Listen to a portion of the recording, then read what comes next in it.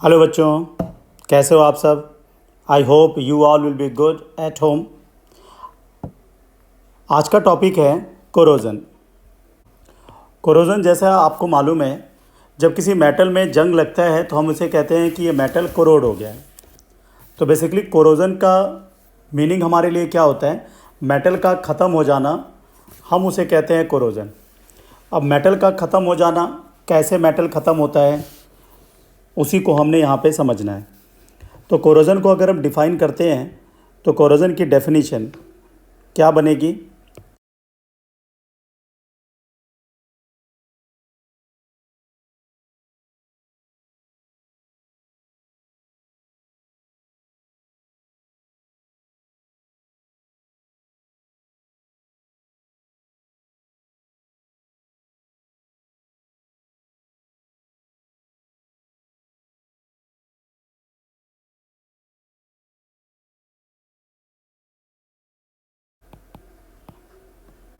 Corrosion को अगर हम डिफ़ाइन करते हैं तो कोरोजन बेसिकली क्या होता है, process of eating away of metal when it comes in contact with atmosphere resulting into the formation of oxide, sulphides, carbonate etcetera is known as corrosion. अब इसका मीनिंग अगर हम समझें तो बेसिकली क्या है, जैसे मैंने एक मेटल ले लिया, ये मेटल है, सपोज करो आयरन का एक मेटल ले लिया। अब हमें मालूम है कि एटमॉस्फेयर है, यहाँ पे एटमॉस्फेयर में बहुत सारी गैसेज होती हैं। आपको मालूम है यहाँ पे ऑक्सीजन है, कार्बन डाइऑक्साइड है, सल्फर डाइऑक्साइड है और कई सारे गैसेज का कॉम्बिनेशन होता है। जब ये आयरन का सरफेस है, अगर ये एक्सपोज होता है इन एटमॉस्फेरिक गैसेज से, तो अगर किसी भी वजह से ये आयरन यहाँ से अपने रिएक्टिव नेचर की वजह से अगर इनमें से किसी के साथ कंबाइन कर जाता है तो हम कहेंगे आयरन ने अपना कंपाउंड बना लिया। अब चाहे वो ऑक्साइड बनाए, चाहे वो सल्फाइड बनाए या कार्बोनेट बनाए, हम कहेंगे आयरन तो यहाँ से ख़त्म हो रहा है। तो आयरन के ख़त्म होने के प्रोसेस को ही नाम क्या दिया गया है, कोरोजन। अब ये आयरन ही नहीं, कोई भी मेटल हो सकता है जो ख़त्म हो रहा हो एटमॉस्फेयर में रखने की वजह से, जो ऑक्साइड, सल्फाइड, कार्बोनेट बनाता हो, इसके अलावा कोई भी कंपाउंड बनाता हो, तो हम उस प्रोसेस को कह देते हैं कि यहाँ पे कोरोजन हो रहा है।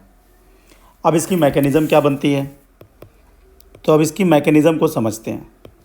Mechanism of corrosion. अब देखो, मैकेनिज़्म को समझने के लिए यहाँ पे एक आयरन का छोटा सा पीस ले लेते हैं। अब इधर ये एटमॉस्फेयर है सारा, ये सराउंडिंग में क्या है, एटमॉस्फेयर है।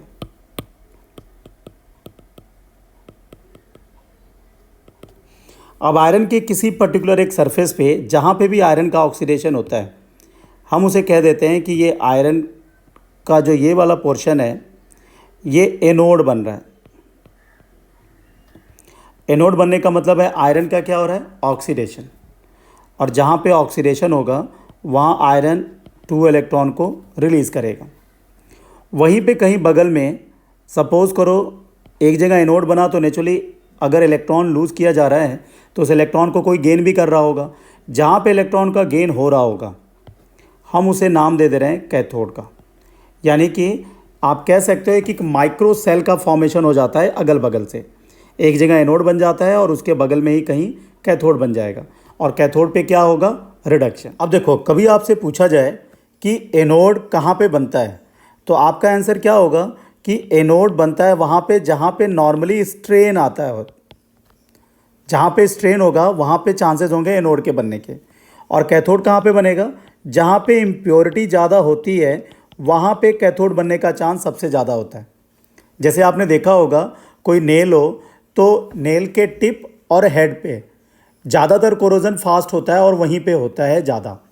तो और कोरोजन सबसे पहले टिप और हेड पे ही होता है। So tip of the nail act as anode, जहाँ पे आयरन का होता है ऑक्सीडेशन। तो आई होप कि ये भी आपको क्लियर होगा कि किसे एनोड बनाते हैं और किसे कैथोड बनाते हैं। हमें देखना है कि ये प्रोसेस स्टार्ट कैसे होता है। आपको मालूम है एटमॉस्फेयर में मॉइस्चर होता है, और मॉइस्चर का मतलब है H2O। एटमॉस्फेयर में एक गैस है कार्बन डाइऑक्साइड। आपको मालूम है कार्बन डाइऑक्साइड और वाटर दोनों कंबाइन करेंगे तो बनाएंगे क्या, कार्बोनिक एसिड। अब जो ये कार्बोनिक एसिड है it's a weak acid. Weak acid का मतलब है ये H+ रिलीज़ करेगा और बनाएगा क्या, बाइकार्बोनेट आयन। जहाँ पे ऑक्सीडेशन हुआ उसे कहेंगे एनोड। तो एनोड वाली रिएक्शन क्या बनी, एट एनोड आयरन का ऑक्सीडेशन। अब देखो ऑक्सीडेशन की पॉसिबिलिटी इसलिए भी ज़्यादा है क्योंकि इसका जो ई नॉट है वो +0.44 वोल्ट होता है, यानी कि पॉजिटिव है तो टेंडेंसी इसकी ऑक्सीडाइज करने की होती है। किसके रेस्पेक्ट में, जो कैथोड पे रिडक्शन होता है वो होता है ऑक्सीजन का। किसकी प्रेजेंस में हो रहा है, इस H+ की प्रेजेंस में। तो देखो ऑक्सीजन जब अपना रिडक्शन कराएगा तो देखो बनाएगा क्या, 2H2। ऑक्सीजन का रिडक्शन हुआ, और ये रिडक्शन क्यों अपने आप हो जाता है, क्योंकि यहाँ पे इसका जो रिडक्शन पोटेंशियल है वो 1.23 वोल्ट है। आप देखो इसका रिडक्शन पोटेंशियल पॉजिटिव यानी कि रिड्यूस होने की टेंडेंसी, इसका ऑक्सीडेशन पोटेंशियल पॉजिटिव यानी कि इसके ऑक्सीडाइज होने की टेंडेंसी ज़्यादा है। अब ये जब दोनों आपस में एक जगह एनोड और कैथोड बना करके कंबाइन करते हैं तो एक सेल रिएक्शन का फॉर्मेशन कर देते हैं। तो अगर मैं कंप्लीट सेल रिएक्शन लिखूं तो देखो कंप्लीट सेल रिएक्शन क्या बन जाएगी, iron plus oxygen plus 4H positive. अब देखो इसको 2 से मल्टीप्लाई करना पड़ेगा तो ये 2Fe plus O2 plus 4H positive, product में बन जाएगा 2Fe2 प्लस 2H2O। ये कंप्लीट सेल रिएक्शन। और अगर पूछा जाए ई नॉट सेल कितना हो गया तो आप दोनों को ऐड कर दोगे, और दोनों को ऐड करोगे तो देखो ई नॉट सेल कितना हो जाएगा, +1.67 वोल्ट। यानी कि इसका जो standard potential of the cell है वो भी काफ़ी अच्छा पोटेंशियल है, यानी कि यह सेल के फॉर्मेशन की पॉसिबिलिटी है एटमॉस्फेयर के कांटेक्ट में आने के बाद आयरन की। तो आयरन का मेटल जब कभी भी एटमॉस्फेयर के कांटेक्ट में आता है और ये रिएक्शंस अगर होती हैं तो आयरन ऑक्सीडाइज करता है, ऑक्सीजन रिड्यूस करता है, और आयरन के ऑक्सीडेशन से बन जाता है आयरन 2+, ऑक्सीजन के रिडक्शन से डेफिनेटली क्या बन जाता है, H2O। अब ये जो आयरन ऑक्सीडाइज हो रखा होता है in contact with oxygen further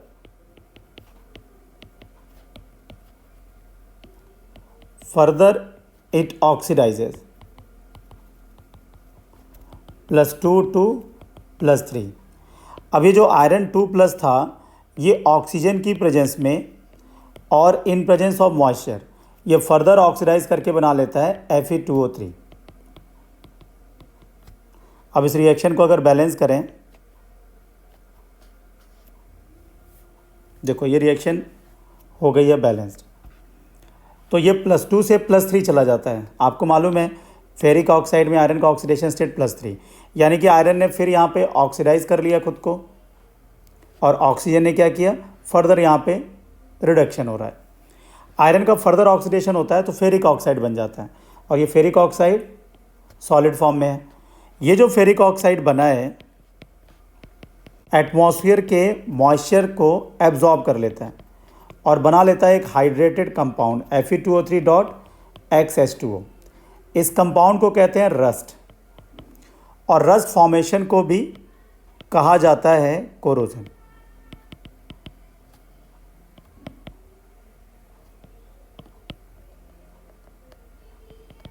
यानी कि रस्टिंग भी क्या है, कोरोजन ही है। तो rust formation is known as corrosion. ये आपसे पूछा जाता है रस्ट का फॉर्मूला, तो रस्ट का फॉर्मूला क्या बनता है, Fe2O3.XH2O। और ये कैसे बनता है, इसके लिए प्रोसेस जो अभी आपको बताया, आप एक बार प्रोसेस को और रिपीट कर लेना, आपको रिएक्शन समझ में आ जाएगी। ओवरऑल रस्ट फॉर्मेशन की रिएक्शन क्या है, आयरन का ऑक्सीडेशन, जहाँ पे ऑक्सीडाइज करेगा एनोड बनेगा, ऑक्सीजन का रिडक्शन जहाँ पे होगा वो कैथोड बनेगा, एक माइक्रो सेल्स बन जाएंगे, और इस तरह से कई सारे माइक्रो सेल आपके आयरन के सरफेस पे बन जाते हैं when it comes in contact with atmosphere. Iron पहले तो ऑक्सीडाइज करेगा 0 से +2, फर्दर ऑक्सीजन की प्रेजेंस में इसका ऑक्सीडेशन होता है +2 से +3 और बना लेता है फेरिक ऑक्साइड जो कि एनहाइड्रस होगा। Fe2O3 सॉलिड जो मॉइस्चर को एब्जॉर्ब करता है एटमॉस्फेयर से और बना लेता है formula Fe2O3.XH2O। Hydrated ferric oxide, जिसको आप कहते हो रस्ट, रस्ट फॉर्मेशन को ही कहा जाता है कोरोजन। आई होप कि आपको कोरोजन की मैकेनिज्म समझ में आ गई होगी। अब हमें पढ़ना है फैक्टर्स अफेक्टिंग कोरोजन, यानी कि कोरोजन किन किन फैक्टर्स पर डिपेंड करता है या फिर किन फैक्टर से कोरोजन ज़्यादा होता है। सबसे पहला फैक्टर आता है ई नॉट रिडक्शन का। आपको मालूम है कि जिस मेटल का रिडक्शन पोटेंशियल कम होगा उसका ऑक्सीडेशन पोटेंशियल क्या होगा, ज़्यादा। उस मेटल की रिएक्टिविटी होती है ज़्यादा। मेटल अपने को हमेशा ऑक्सीडाइज करने की टेंडेंसी में रखता है, तो ई नॉट रिडक्शन का कम होना मेटल के ऑक्सीडेशन पोटेंशियल को ज़्यादा कर देता है, तो मेटल जल्दी ऑक्सीडाइज करेगा, उसका कोरोजन ज़्यादा जल्दी होगा। यानी कि जो कोरोजन टेंडेंसी है या आप कह सकते हो रस्ट फॉर्मेशन टेंडेंसी है, corrosion is inversely proportional to E naught reduction. अगर जिसका ई नॉट रिडक्शन ज़्यादा है उसका कोरोजन कम होगा, जिसका ई नॉट रिडक्शन कम है उसका कोरोजन ज़्यादा होगा। जैसे अगर मैं आयरन और जिंक को कंबाइन करूं तो जिंक का जो रिडक्शन पोटेंशियल है ये -0.76 वोल्ट है, और आयरन का जो रिडक्शन पोटेंशियल है वो -0.44 वोल्ट है। तो आप देखो कोरोजन किसका जल्दी होगा, आयरन का या जिंक का। तो आप देखो इसका रिडक्शन पोटेंशियल क्या है, कम है, तो इसका ऑक्सीडेशन पोटेंशियल उतना ही ज़्यादा होगा, तो जिंक का कोरोजन जल्दी होगा, यानी कि जिंक जल्दी ऑक्सीडाइज करेगा, आयरन ऑक्सीडाइज कम करेगा, या इसकी टेंडेंसी जिंक के मुकाबले में ऑक्सीडाइज होने की कम है। Now second factor, strain. Corrosion of metals occurs more rapidly at strain, bend, scratches, etc. Metal के अंदर अगर स्ट्रेन है, वो बेंड किया हुआ है या वहाँ पे स्क्रैचेज हैं, तो वहाँ पे कोरोजन ज़्यादा होता है क्योंकि उसका सरफेस ज़्यादा एक्सपोज होता है एटमॉस्फेयर को। Third factor, impurity present in the metal. Impure metal ज़्यादा कोरोड होते हैं, यानी कि presence of impurity in metal increases the probability of corrosion, is directly proportional to impurity present in the metal. अब आपको मालूम है अगर 100% प्योर आयरन की बात करें तो 100% प्योर आयरन का कोरोजन नहीं होता, यानी कि इम्प्योर आयरन जल्दी कोरोड होंगे, 100% प्योर आयरन कोरोड नहीं होता है। Now factor number 4, pollution. आपको मालूम है पोल्यूशन ज़्यादा होने का मतलब है carbon dioxide, sulphur dioxide, nitrogen dioxide, इनका प्रेजेंस या इनकी जैसी गैसेस का प्रेजेंस एटमॉस्फेयर में ज़्यादा है, और इन गैसेस के होने की वजह से वहाँ पे जो मीडियम होता है वो क्या बन जाता है, acidic, because of H+ formation. और जितना ज़्यादा H+ फॉर्मेशन होगा कोरोजन उतना ही फास्ट होगा, यानी कि अगर पोल्यूशन ज़्यादा है तो कोरोजन ज़्यादा होगा। हम कह सकते हैं corrosion is directly proportional to pollution. Pollution ज़्यादा तो कोरोजन भी होगा ज़्यादा। फिफ्थ एंड लास्ट फैक्टर है सैलिनिटी ऑफ वाटर। अगर वाटर सैलिन है तो it helps in the flow of current in microchemical cell on the surface of iron, और ये कोरोजन के प्रोसेस को इन्हेंस कर देते हैं, यानी कि corrosion is directly proportional to salinity of water in atmosphere. अब ये एग्जांपल के लिए, जैसे जहाँ पे स्नोफॉल होता है, तो अगर हैवी स्नोफॉल हुआ हिली एरिया में तो स्नो को हटाने के लिए वहाँ पे रोड के ऊपर सॉल्ट स्प्रे किए जाते हैं। अब सॉल्ट जब स्प्रे किए जाएंगे तो जो भी उस टाइम पे ऑटो व्हीकल्स होते हैं उनके ऊपर सॉल्ट आ गया, और उस सॉल्ट के आने की वजह से हम कह सकते हैं कि एटमॉस्फेयर सॉल्टी हो गया। तो पानी की प्रेजेंस और उसमें सॉल्ट की प्रेजेंस से जो माइक्रो इलेक्ट्रोकेमिकल सेल सरफेस पे बने हुए हैं मेटल के, उनमें करंट फ्लो बढ़ जाता है और जो कोरोजन होगा वो कोरोजन फास्ट हो जाता है। इसीलिए हिली एरिया में कोरोजन ज़्यादा होता है अगर सॉल्टिंग ऑफ रोड की जाती है तो। अब हमें देखना है प्रिवेंशन ऑफ रस्टिंग। कोरोजन से मेटल को कैसे बचाया जा सकता है। प्रिवेंशन ऑफ रस्टिंग इम्पॉर्टेंट क्यों है? Prevention of rusting is not only important for the point of view of economy but also from the point of view of safety. Prevention of corrosion not only saves money but also prevents accidents due to collapse of bridges and buildings. अब इसे रोकने के कुछ method हैं, जिसमें से first method है using anti rust solution. अब एंटी रस्ट सॉल्यूशन का मतलब क्या है? हमने देखा था मैकेनिज्म ऑफ कोरोजन में कि मीडियम अगर एसिडिक होता था तभी कोरोजन ज़्यादा फास्ट होता है, यानी कि एसिडिक मीडियम में कोरोजन ज़्यादा फास्ट होता है with respect to alkaline medium. अगर pH 9 या 9 से ऊपर होता है, अप्रॉक्सीमेटली 9 to 10 से जब pH ऊपर होता है तो वहाँ पे कोरोजन के चांसेस बहुत ही कम हो जाते हैं। तो हम क्या करते हैं, anti rust solution normally alkaline nature का होगा जो H+ को ख़त्म कर देगा। जब वहाँ पे H+ रहेगा नहीं तो कोरोजन के चांसेस भी कम हो जाते हैं, यानी कि ऑक्सीडेशन जो आयरन का होता है वो आयरन 2+ में बिना H+ के नहीं हो पाएगा। हम जो normally anti rust solution use करते हैं वो होते हैं अल्कलाइन क्रोमेट एंड फॉस्फेट।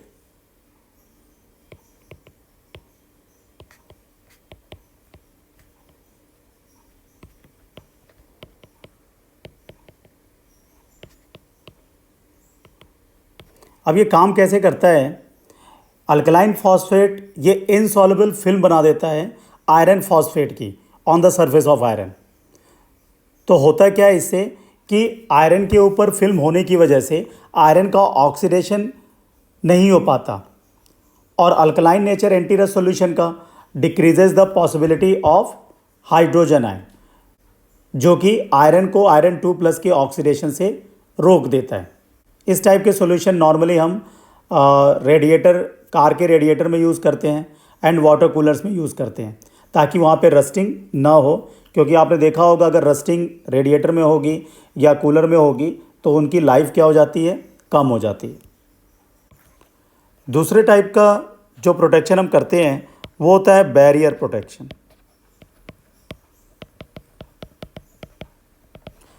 अब देखो नाम से ही समझ में आ रहा है कि ये बड़ा ही सिंपलेस्ट मेथड है कोरोजन को प्रिवेंट करने का, barrier between metal and atmosphere.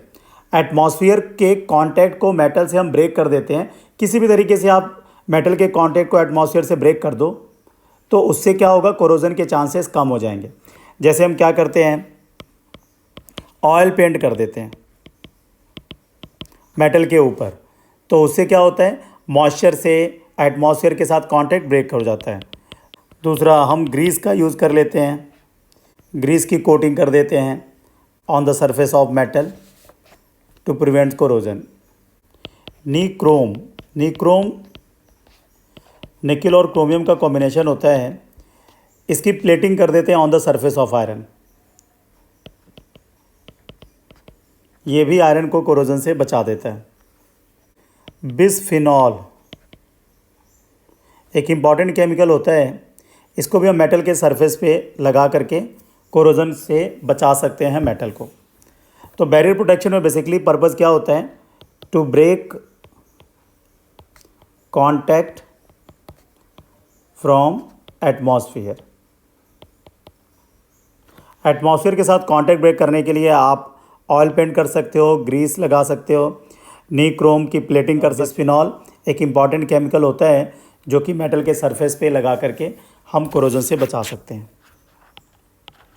Third type आता है सैक्रिफिशियल प्रोटेक्शन।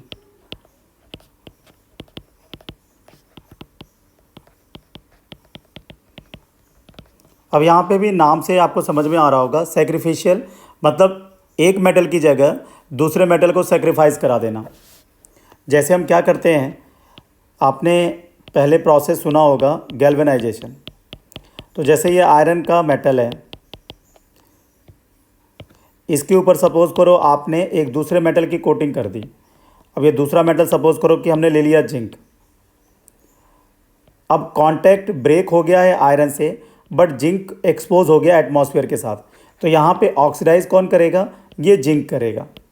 यानी कि जिंक ने आयरन को सेव करने के लिए अपने को सेक्रीफाइस करा दिया। तो हम कहेंगे यहाँ पे सैक्रिफिशियल प्रोटेक्शन। तो इस प्रोसेस को coating of zinc over a piece of iron, इस प्रोसेस का नाम भी है जो आपने पहले सुना भी हुआ है, गैल्वेनाइजेशन कहते हैं इसे। Coating of zinc over a piece of iron to protect it from corrosion, that process is known as galvanisation. अब जिंक क्या करता है? ऑक्सीडाइज करके कंपाउंड बना लेता है। जिंक कार्बोनेट बना लेता है, जिंक हाइड्रोक्साइड बना लेता है, और ये एक लेयर बना देता है, एक थिन कोटिंग आयरन के ऊपर चढ़ जाती है, जिसकी वजह से आयरन का कोरोजन नहीं होता है। और ये कार्बोनेट हाइड्रोक्साइड बनाता किससे होगा?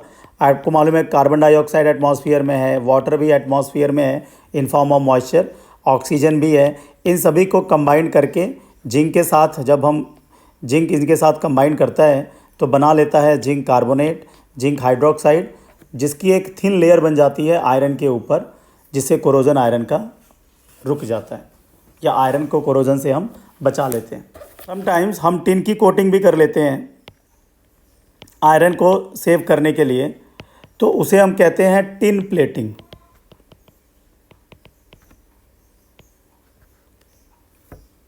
और टिनिंग भी बोलते हैं इसे,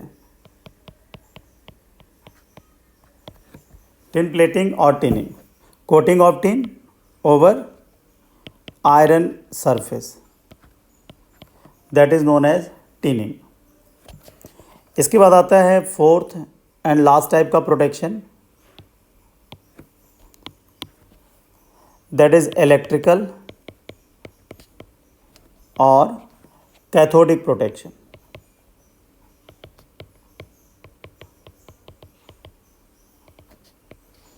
अब इलेक्ट्रिकल और कैथोडिक प्रोटेक्शन में करते क्या हैं? ये ज़्यादातर यूज़ किया जाता है जो स्टील की पाइप्स को हमने ज़मीन के अंदर ऑयल को या पानी को ट्रांसपोर्ट करने के लिए यूज़ किया होता है, उनको सेव करने के लिए हमने इलेक्ट्रिकल और कैथोडिक प्रोटेक्शन करते हैं। अब इसको समझने के लिए मैं एक एग्जांपल लेता हूँ। सपोज़ करो ये अर्थ सरफेस है, इसके नीचे स्टील की पाइप से ऑयल या वाटर ये सब ट्रांसपोर्ट किया जा रहा है।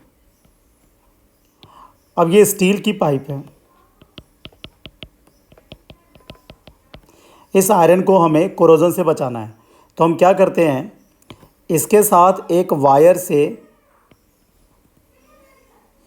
इससे ज़्यादा रिएक्टिव मेटल, जो अर्थ के अंदर थोड़ा सा हमने डिगिंग करके दबाया हुआ होता है और इसका बाकी पोर्शन ऊपर की सब तरफ रहता है।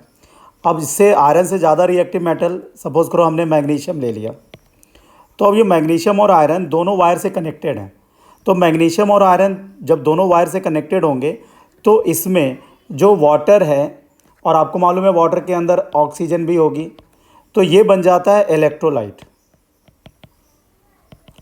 और ये जो मैग्नीशियम है ये बन जाता है एनोड, और ये जो आयरन की पाइप है ये हमारे लिए काम करता है कैथोड का। तो जिसको बचाना है उसको कैथोड बनाने के लिए हमने उससे ज़्यादा रिएक्टिव मेटल वायर से जोड़ दिया, जो कि काम करेगा एनोड का। तो हमें मालूम है कि अब आयरन का ऑक्सीडेशन होगा नहीं, क्योंकि वो कैथोड बना हुआ है। कैथोड पे प्रोसेस किसका होता है? रिडक्शन का। यानी कि जो ऑक्सीडाइज होगा वो कौन होगा? मैग्नीशियम। और जो रिडक्शन होता है वो इस ऑक्सीजन का, जो पानी के अंदर डिज़ोल्व होगी, ऑक्सीजन वाटर की प्रेजेंस में रिड्यूस हो जाती है, और रिड्यूस होकर के हमें मालूम है ये क्या बनाएगी? 4OH-। एक तरह से ये सेल का फॉर्मेशन हो जाता है, जिसका पोटेंशियल भी आता है पॉजिटिव। अब ये जो सेल हमने बनाया होता है, इस सेल में आयरन कैथोड है और एनोड किसका है? मैग्नीशियम का। इस तरह से हम आयरन को सेव कर लेते हैं, और इस प्रोटेक्शन को कहते हैं इलेक्ट्रिकल और कैथोडिक प्रोटेक्शन। अब जैसे जैसे टाइम पास होता जाएगा हमें मालूम है कि एनोड जो मैग्नीशियम है वो ख़त्म होता रहेगा, आयरन तो हमारा सेफ रहेगा, आयरन का कोई लॉस नहीं होगा। आयरन के ऊपर प्रोसेस तो किसका हो रहा है, रिडक्शन का। मैग्नीशियम जब ऑक्सीडाइज होगा तो ये ख़त्म होता रहेगा, और जब ये बिल्कुल ख़त्म होने वाला होगा, हमें पता चल जाएगा मैग्नीशियम ख़त्म हो रहा है, हम क्या करेंगे, इसकी जगह पे दूसरा मैग्नीशियम ला करके रख देंगे, यानी कि मैग्नीशियम की दूसरी रॉड ला करके लगा देंगे। अब मैग्नीशियम को रिप्लेस करना उतना कॉस्टली नहीं है विथ रेस्पेक्ट टू, अगर आयरन का कोरोजन हो जाता तो आप डिगिंग करके आयरन को रिप्लेस करते, इसमें आयरन के पाइप की कॉस्ट तो जुड़ती ही, आपकी डिगिंग की कॉस्ट एक्स्ट्रा आती, and magnesium is more cheaper than iron. इसलिए हम बाहर मैग्नीशियम को रिप्लेस करके दूसरा मैग्नीशियम की रॉड लगा देते हैं, जिससे हमारा काफ़ी कॉस्ट कम हो जाता है, और आयरन हमारा जो अर्थ के अंदर है, अर्थ के नीचे हमने इसे रखा हुआ है, वो सेफ रहता है। तो इस प्रोटेक्शन को हमने नाम दिया हुआ है इलेक्ट्रिकल और कैथोडिक प्रोटेक्शन। आई थिंक आपको अब ये प्रोटेक्शन समझ में आ गया होगा कि हम रस्टिंग से कैसे बचाते हैं, कोरोजन से कैसे बचा सकते हैं मेटल को। It is all about corrosion. तो आज यहाँ तक ही रखते हैं। नेक्स्ट लेक्चर में मैं आपको कंडक्टोमेट्रिक टाइट्रेशन के बारे में बताऊँगा। थैंक यू बच्चों।